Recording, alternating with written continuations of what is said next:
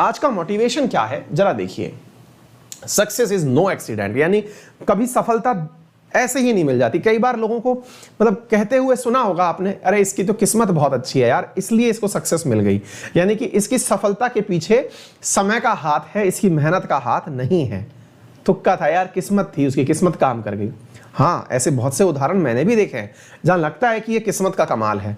लेकिन साथियों, किस्मत उस आदमी की ही काम करती है जो वाकई में मेहनत कर रहा होता है। बैठे हुए आदमी की किस्मत काम नहीं करती। क्या पता आपकी भी काम कर जाए, बस काम करना शुरू करिए। तो क्या कहा है पेले ने, it's hard work, perseverance, learning, studying, sacrifice and most of all love of what you are doing, learning to do. साथियों, आपकी सफलता असफलता इस बात पर निर्भर करती है कि आप अपने काम को कितना पसंद करते हैं। जैसे कि मैं अक्सर आपको कहता हुआ पाया जाता हूं, आप में से बहुत सारे विद्यार्थी पूछते हैं कि सर आप टीचिंग तो नहीं छोड़ दोगे। एक बहुत मतलब लॉजिकल और कॉमन सा क्वेश्चन है, सर आप टीचिंग तो नहीं छोड़ दोगे। मैं टीचिंग नहीं छोड़ सकता, कारण टीचिंग मेरा प्यार है। अब वो प्यार आदमी कैसे छोड़ ले, अब आप ये बताइए। मतलब मुझे करना अच्छा लगता है, अब मैं कैसे करता हूं वो बात दूसरी है ना। तो मुद्दा ये है कि आपको अपने काम से प्यार हो जाए तो काम में आप ऑटोमेटिकली एक्सेल करेंगे। दुनिया के जितने भी प्रकार के लोगों को आपने अभी तक सफल होते देखा है, किसी क्षेत्र में पहचान बनाते हुए देखा है, आप लोगों के बीच में अगर मेरी 1% भी पहचान बन पाई है तो इसके पीछे है कि मुझे मेरा काम पसंद है। मुझे बहुत अच्छा लगता है रोजाना आप जैसे वाइब्रेटिंग माइंड्स के साथ बातें करना, आप लोगों की बातें सुनना, आपको अवेयर करना, आप तक सूचनाएं साझा करना मुझे अच्छा लग रहा है। आप में से भी बहुत सारे लोगों को हो सकता है किसी को राजनीति पसंद आ रही हो, किसी को पढ़ना पसंद आ रहा हो। मतलब टीचिंग के साथ अगर मैं कहूं तो मुझे क्या पसंद है, तो मुझे टीचिंग और लर्निंग, ये दो चीजें पसंद है। टीचिंग को मैं प्रेफर करता हूं क्योंकि अब मेरी ये जॉब बन चुकी है। लर्निंग यानी कि मैं कुछ खुद से पढ़ लूं, ये मेरा दूसरा शौक है।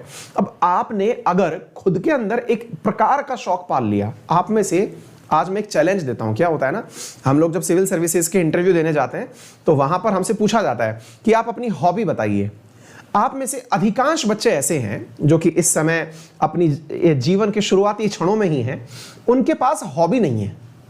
आप खुद से आज बैठ करके देखिएगा, मेरी क्लास को जितने भी बच्चे अभी सुन रहे हैं या दिन भर में सुन रहे हो, उनसे अगर पूछा जाए कि बताइए आपकी हॉबी क्या है, तो आपको पता चलेगा कि आपकी वास्तविकता में कोई हॉबी है ही नहीं।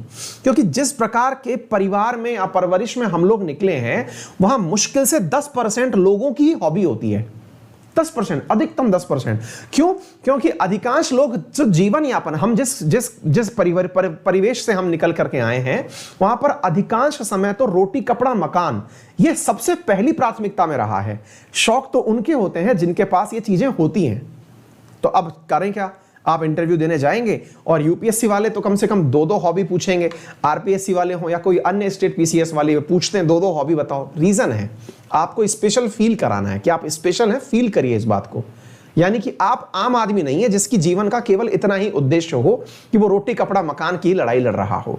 आप खास हैं, आप भले ही स्ट्रगल कर रहे हैं, लेकिन फिर भी शौक बड़ी चीज है। तो अब आप क्या हॉबी डेवलप करें?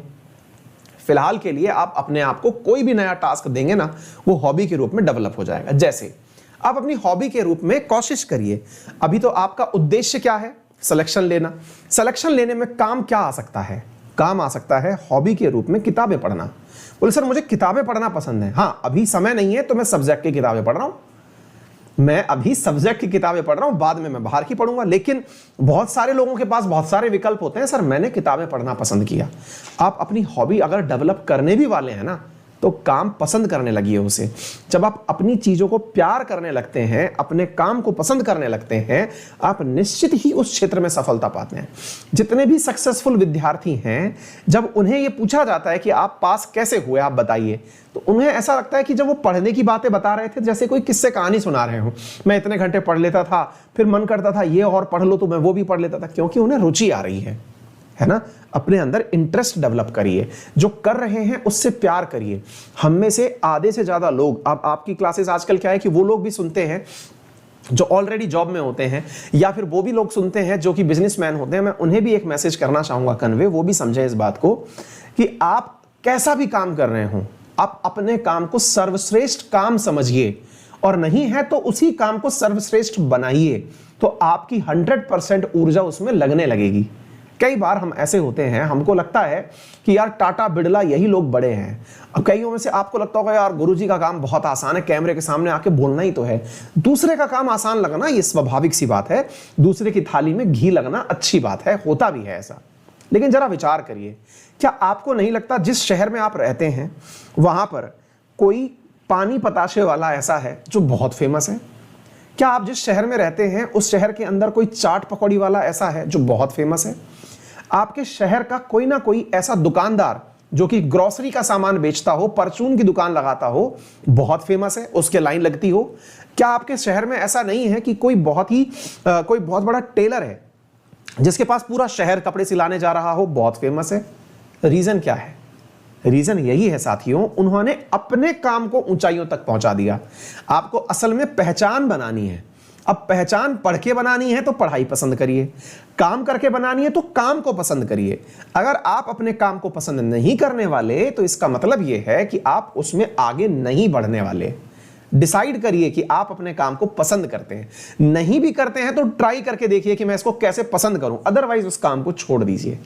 लोग कहते हैं कि जो पसंद हो वो काम करो, मैं कहता हूं जो काम कर रहे हो उसको पसंद करो, तो ही आप एक्सेल कर पाओगे। अगर आप पसंद नहीं कर रहे हो तो फिर जैसे तैसे बस नौकरी ही बचाओगे, या फिर पढ़ जैसे तैसे पाओगे, ले दे करके छोटी मोटी नौकरी पा भी ली तो खुश नहीं रहोगे। ठीक है।